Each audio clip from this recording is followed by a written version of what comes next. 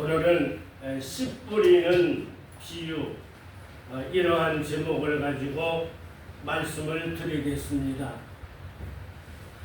이 비유라는 말을 한문으로 찾아보았는데요. 견줄 비자에다가 깨우칠 유자를 씁니다. 견주어서 깨우친다. 아주 좋은 표현입니다. 제가 이 단톡방에 오늘 아침 그 사진을 올렸지요.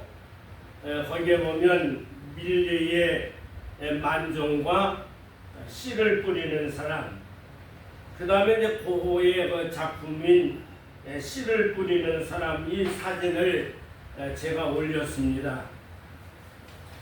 우리가 보통 밀레하게 되면 저녁에 그 일터에서 일을 끝나고 부부가 함께 그 기도하는 그 유명한 이야기가 대표작인 줄 알지만 사실은 밀레의 그 대표작은 씨를 뿌리는 사람이 대표작이랍니다. 그리고 30년 후에 고호가 이 밀레의 작품을 보고 또 그림을 그렸는데 그것도 씨 뿌리는 사람입니다.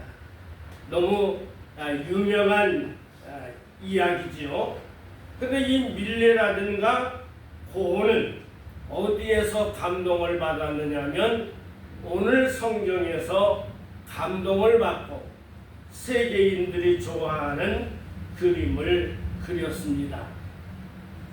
예수님의 가르침에는 많은 비유가 들어가 있습니다. 2000년 전에 이스라엘 백성들은 대부분 글을 읽지도 못했고 쓰지도 못했습니다. 그러나 그들은 이스라엘이라고 하는 이 공동체에 살았기 때문에 언어는 어느 정도 소통이 됐습니다.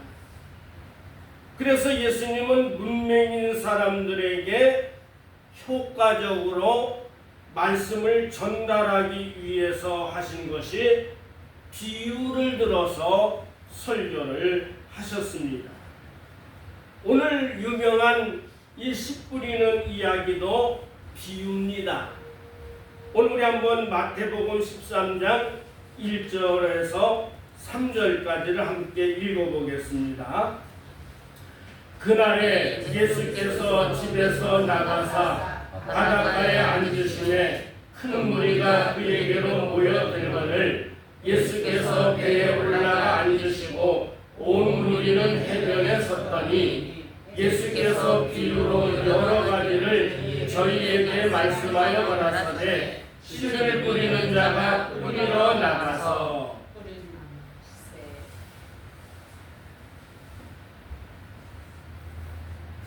예수님은 배에 올라가셔서 배에 앉으시고 많은 무리들은 해변에 서 있습니다. 예수님이 앉으셔서 서 있는 무리들에게 말씀을 전했습니다.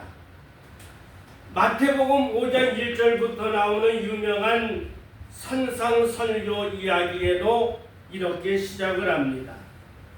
예수께서 많은 무리를 모시고 산에 올라가 앉으신지라 입을 열어 가르쳐 가라사대 심령이 가난한 자는 복이 있나니.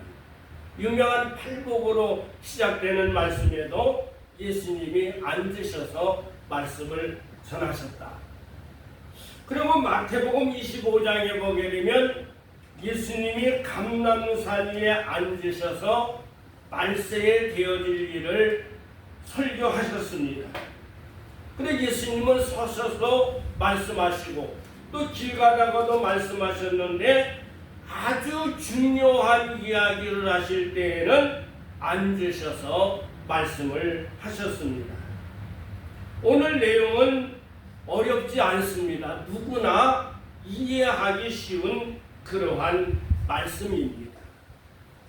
인류가 탄생한 이후로 산업화 이전에는 90% 이상의 사람들이 농사를 짓고 먹고 막 살았습니다. 2000년 전으로 돌아가 보게 되면 이스라엘 사람들도 90% 이상이 농사일에 종사를 했습니다. 밀을 심고 보리를 심고 포도 농사를 하고 올리브 나무 농사일을 하고 또 무화과를 키워서 그렇게 사는 사람도 많았습니다.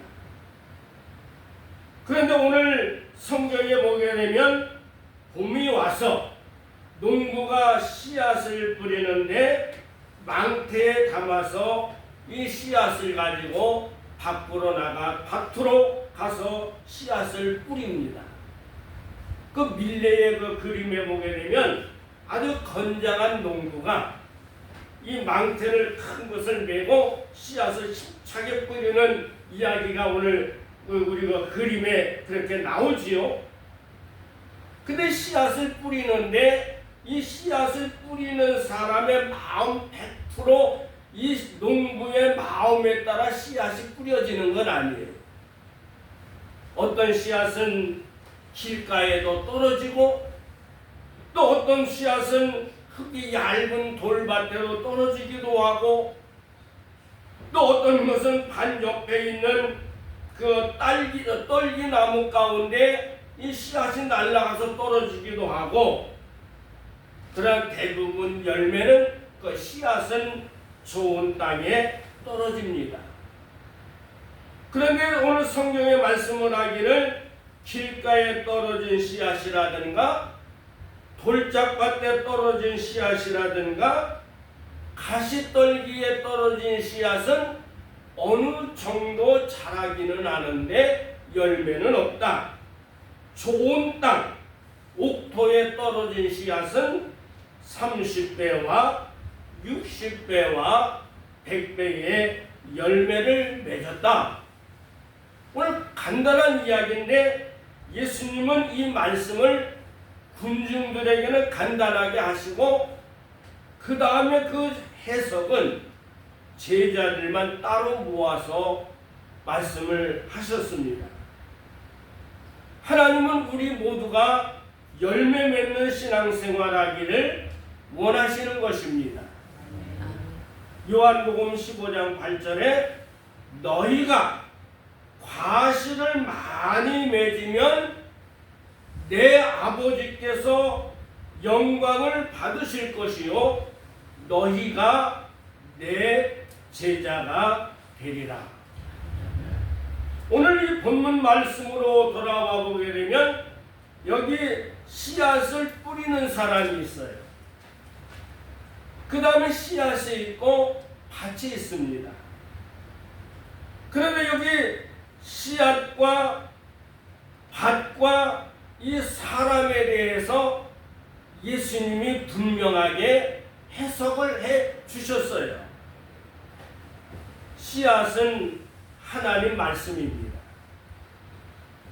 오늘 읽지는 않았지만 우리 한번 18절과 19절 말씀을 함께 읽어보겠습니다. 그런즉 씨 뿌리는 비유를 들으라. 아무나 천국 말씀을 듣고 깨닫지 못할 때에는 악한 자가 와서 그 마음에 뿌리는 것을 빼앗나니 이는 곧 길가에 뿌리는 자요. 여기 보니까 씨앗은 천국 말씀이다. 그런데 이 이야기가 여기에만 기록된 것이 아니라 마가복음 4장, 누가복음 8장에서 기록되어 있습니다. 근데 같은 사건을 이 세 마태, 마가, 누가는 조금 차이가 있어요. 왜냐하면 예수님이 길게 하신 설교를 서로 이것을 이제 간추려서 짧게 요약을 하다가 보니 서로에 빠진 것도 있고 더한 것도 있어요.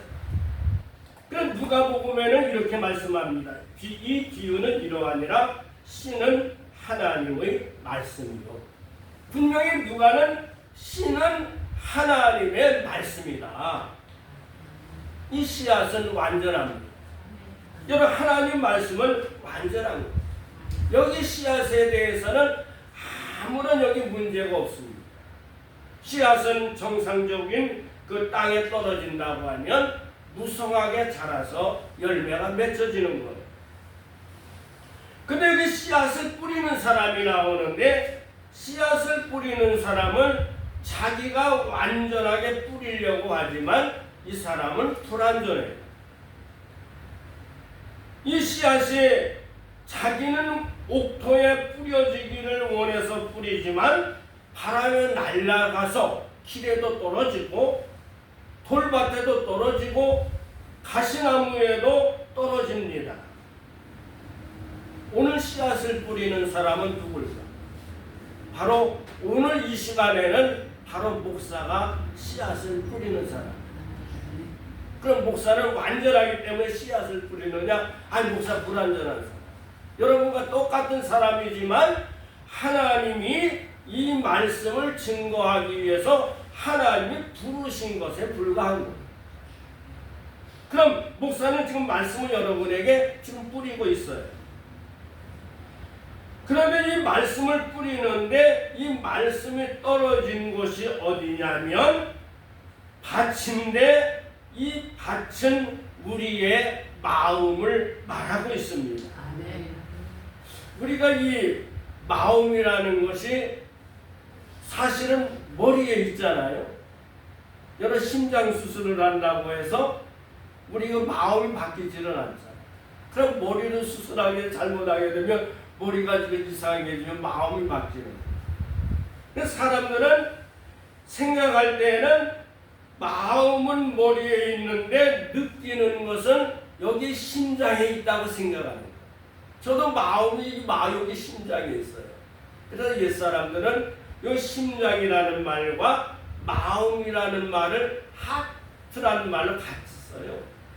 그래서 제가 이게 그 틀릴까 맞을까 해가지고 오늘 아침에 찾아봤더니 심장이라는 단어와 마음이라는 단어가 같더라. 그러니까 우리는 이 말씀이 지금 우리 머리에 떨어지고 있는데 이 머리에 떨어지는 것은 이 가슴에 떨어진다고 생각을 하는 거예요. 그래서 이 마음의 상태에 따라서 열매가 맺혀지기도 하고 이 마음의 상태에 따라서 열매가 맺지 못할 수도 있다는 거예요. 그럼 우리 한번 길가에 떨어진 씨앗에 대해서 한번 보겠습니다. 우리 한번 길가에 떨어진 씨앗은 오늘 그 3절과 한번 4절을 먼저 읽겠습니다. 예수께서 비유로 여러 가지를 저희에게 말씀하여 가라사대 씨를 뿌리는 자가 뿌리러 나가서 뿌릴새 더러는 길가에 떨어짐에 새들이 와서 먹어버렸고. 그럼 예수님의 해석이 나오죠. 우리 한번 19절 말씀을 보겠습니다. 아무나 천국 말씀을 듣고 깨닫지 못할 때에는 악한 자가 와서 그 마음에 뿌리운 것을 빼앗나니 이는 곧 길가에 뿌리운 자요. 길가에 씨앗이 떨어졌는데 날아가던 새가 와서 그것을 주워서 먹었다. 근데 길가와 그 다음에 씨앗과 새가 나오는데 이 새를 뭐라고 예수님 말씀하느냐면 악한 자라고 말씀을 했어요. 그리고 악한 자라는 말씀이 마가복음에서는 사탄이라고 말하고 있고 누가복음에는 마귀라고 말을 했어요. 그럼 마귀의 새는 악한 자요 사단이요 마귀다. 그럼 우리가 잘못 해석을 하면 저 공중에 날아가는 새는 다 좀 마귀네? 저건 악하네? 그리고 우리가 그걸 다 잡아야 되나요? 그건 아니에요. 그래서 이거 하는 비유기 때문에 이 비유를 가지고 자꾸 저 새가 악하다 뭐 그렇게 말하면 이거 엉뚱하게 이해를 하는 것입니다. 근데 저는 이 새에 대한 것을 이제 뭐 생각을 했는데 이제 그 다른 복음서에 보면 공중에 나는 새라고 이렇게 말씀을 했는데요. 그런데 우리가 아침에 이제 이렇게 일어나게 되면 새 소리가 들려오잖아요. 저는 지금까지 살아오면서 여기 이제 이사 오기 전까지는 새 소리를 들어본 적이 없어요. 왜냐하면 다 지하실에 살고 그냥 집이 많은 이런 곳에서 살기 때문에 새가 올 수 있는 공간이 없는데 지금은 새가 아침마다 새가 옆에 와가지고 지저분단 말이에요. 그러면 새가 여기 새가 왔구나, 좋구나. 그런데 입장을 바꿔놓고 농사 짓는 사람을 생각해 보았어요. 이 새가 이게 즐거운 것이 아니라 저 새가 와서 지금 내 농작물을 파먹으면 어떡하지? 그렇게 생각이 될 거예요. 그래 얼마 전에 어떤 저 딸짤막한 동영상을 보았는데 농촌에서 새를 쫓기 위해서 대포를 설치한대요. 그래서 새가 이렇게 몰려들게 되면 대포가 팡 하면서 연기가 막 피우면서 그렇게 소리를 내면 새들이 깜짝 놀라서 도망가는 거예요. 그래서 새가 다른 곳에 이사를 가면 괜찮은데 바로 옆으로 가는 거예요. 또 옆에서도 펑 하고 또 새가 또 깜짝 놀라서 또 옆으로 가면 옆에서 펑 하고 하루 종일 여기서 펑 저기서 펑 저기서 펑 하니까 도저히 살 수가 없다고. 그래서 지금 농촌에 난리가 났답니다. 그래 거기는 새들과의 전쟁이에요. 근데 이 새가 이제 그 길가에 떨어진 씨앗을 새가 요걸 낚아채는데 그 새가 뭐라고 말씀했느냐면 더러는 길가에 떨어짐에 새들이 와서 먹어버렸고, 여기 새들이 와서 먹어버렸다는 말을 영어 성경 표현에서는 낚아챘다. 그냥 다이빙을 하더니 급하게 낚아채가지고 가져갔다 하는 말씀이죠. 그럼 여기 길가는 이제 사람들이 자주 다니면 길이 돼요. 산에 길이 없다가도 사람들이 자주 다니면 길이 생깁니다. 그래서 저도 이제 우리가 아파트에 살다 보면 이제 이렇게 울타리를 추천하는데 사람들이 자주 다니니까 그 길이 생기더라. 자꾸만 새치기고 그러니까 새끼를 자꾸만 다니니까 나중에는 아파트에서 할 수 없어가지고 그냥 여기 뭘 따라오고 이제 다니라고 그렇게 놓은 거예요. 근데 우리의 마음이 길가와 같을 수 있다는 거예요. 여러분 우리가 세상을 살아가다 보게 되면 죄라고 하는 이것이 자꾸만 내 마음에 덮여와요. 또 불신한 거 덮여오고 때로는 이 원망이라는 것이 이게 마음에 팍 차고 있어가지고 내 마음이 강팍해지고 내 마음이 고집스러워지고 내 마음이 닫혀지고 그 다음에 내 마음이 교만해져요. 이렇게 되게 되면 말씀이 내 속에 들어오지만 내 말씀에 떨어지지만 그것이 씨앗이 이것이 열매를 맺지 못하고 그 씨앗을 마귀가 채가는 거예요. 그래서 누가복음에는 뭐라고 말씀했냐면 구원을 얻지 못하게 하려고 그 마음에서 말씀을 빼앗아간다. 마귀의 최대의 소원은 간단해요. 예수 못 믿어서 영원히 지옥으로 끌고 가는 게 마귀의 목적. 그래서 오늘날 사람들이 그러잖아요. 아유 지옥이 어디 있어? 아이고 목사가 지어낸 말이야. 아이고 천당이 어디 있어? 아이고 그런 곳이 있으면 내가 오늘이라도 가겠네. 그러면서 지옥과 천국이 없다고 말하는 사람. 이 마귀가 다 그렇게 거짓말. 가짜 뉴스가 요즘 엄청나게 많은데요. 여러분 가짜 뉴스의 원조는 마귀입니다. 그러니까 여러분 가짜 뉴스 말한다고 사람 잡아가는 것보다 마귀 먼저 잡아가면 깨끗하게 해결되는데 왜 마귀를 못 잡아가는지. 제가 마귀를 잡으면 깨끗하게 해결되는데 이 마귀는 바로 우리들 마음에서 구원을 받지 못하게 하고 채가는 중입니다. 그 다음에 이제 두 번째 떨어진 씨앗이 돌밭입니다. 다른 분들은 뭐 설교하면서 물을 안 마시는데 저는 물을 많이 마시는데 우리 한번 5절과 6절을 한번 보겠습니다.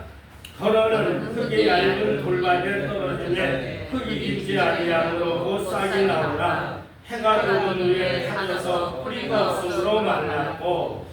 오늘 예수님의 해석이 20절과 21절입니다.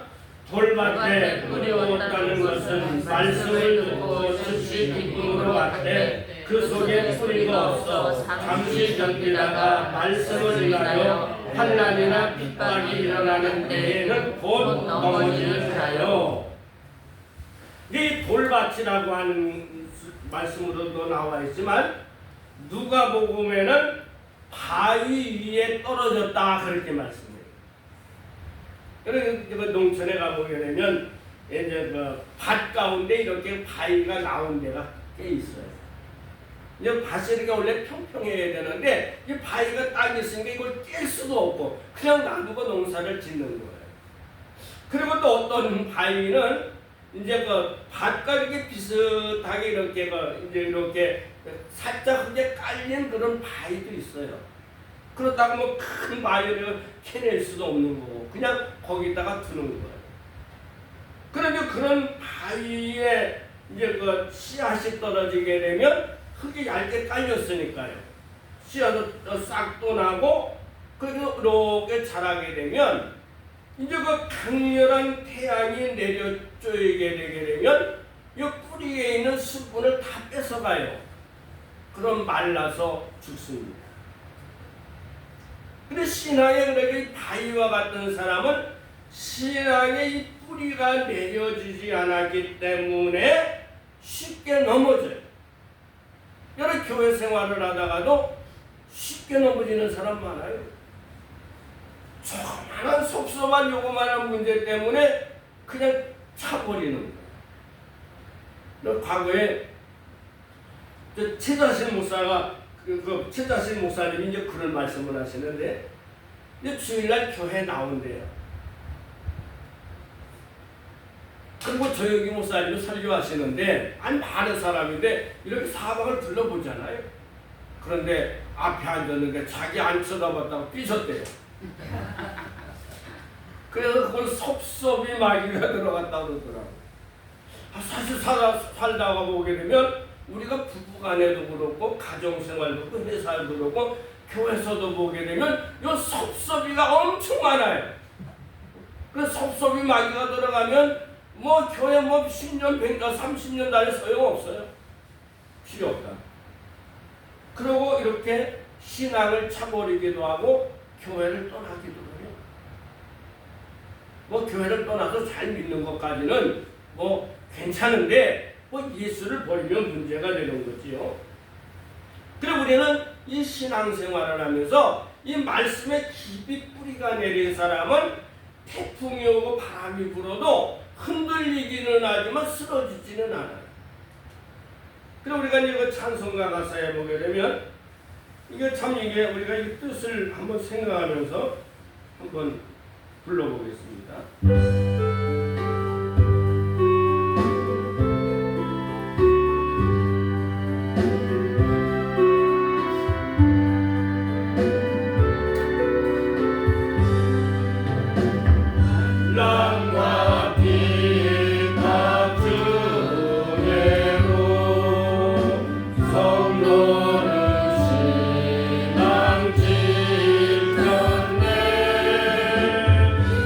신앙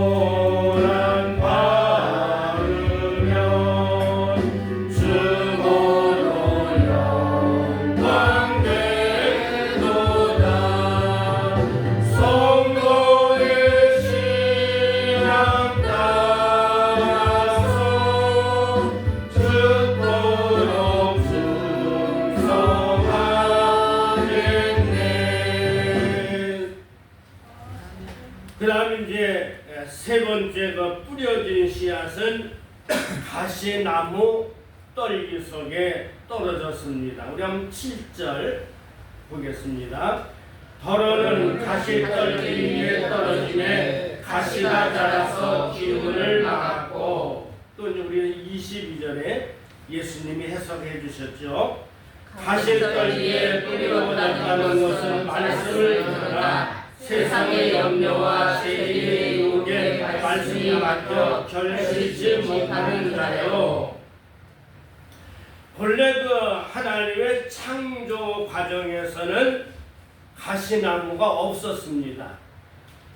에덴 동산에서 아담과 하와가 하나님께 범죄한 후에 하나님 말씀하셨어요.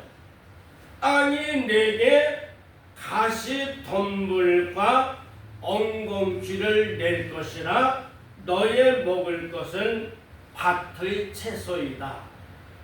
원래는 가시나무가 없었는데 하나님이 이 인간을 심판하기 위해서 다시 가시나무를 만드셨어요. 그럼 오늘 성경에 보게 되면 7절에도 가시나무가 자라서 기운을 막았고, 그 다음에 22절에 보게 되면 말씀이 막혀 결실치 못하는 자요. 여기 막았고 하는 말씀이 반복해서 나오잖아요. 그런데 오늘 여기 이제 우리가 성경에 보게 되면 7절하고 밑에 보게 되면 해석에 나와 있죠. 너무나 해석을 잘해 주었어요. 여기 막는다는 말은 아포푸니코라는 헬라어인데, 이게 숨을 막다, 질식을 시키다 하는 말인데, 그 다음에 이것이 이제 영어로 보게 되면 킹제임스 버전이나 NIV 성경에 보게 되면 이게 촉키드라는 말로 이제 해석이 됐는데, 위아래로 좌우에서 억누르고 밀어서 숨을 쉴 수 없게 하거나 질식하게 하는 행위를 가리킨다. 그렇게 말을 했어요. 너무나 이게 좋은 해석입니다. 근데 우리 사람은 이게 막히게 되면 죽는 거예요. 사람도 우리가 핏줄이 이렇게 눈에 잘 보이지 않도록 많아지지만, 핏줄이 막히게 되면 죽는지는 안 죽는지는 모르지만 죽을 것 같아요. 그래요, 안 그래요? 죽어요, 안 죽어요? 죽어요? 죽어요. 그렇습니다. 제가 솔직히 몰라가지고. 그래, 핏줄만 막혀도 죽고,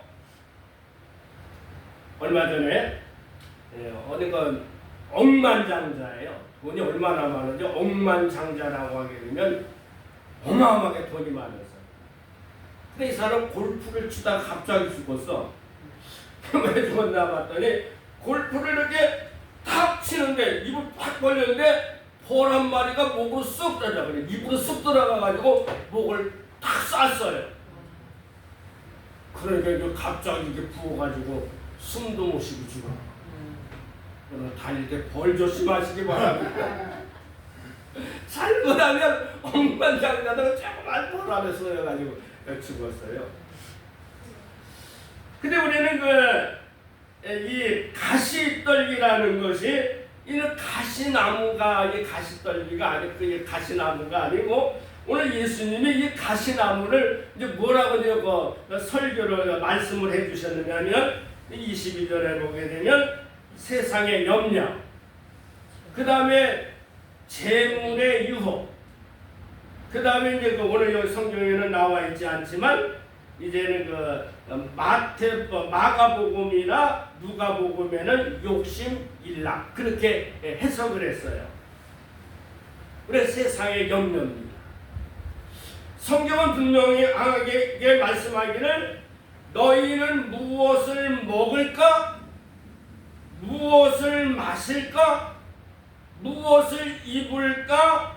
염려하지 말라. 이것은 이방인들이 구하는 것이요 너희 아버지께서는 다 주시고 너희에게 이걸 굶지 않도록 헐벗지 않도록 다 주시겠다고 약속을 했는데 지나치게 거기 염려하는 하나님의 약속을 못 믿는 그러기 세상에 염려가 가시나무라는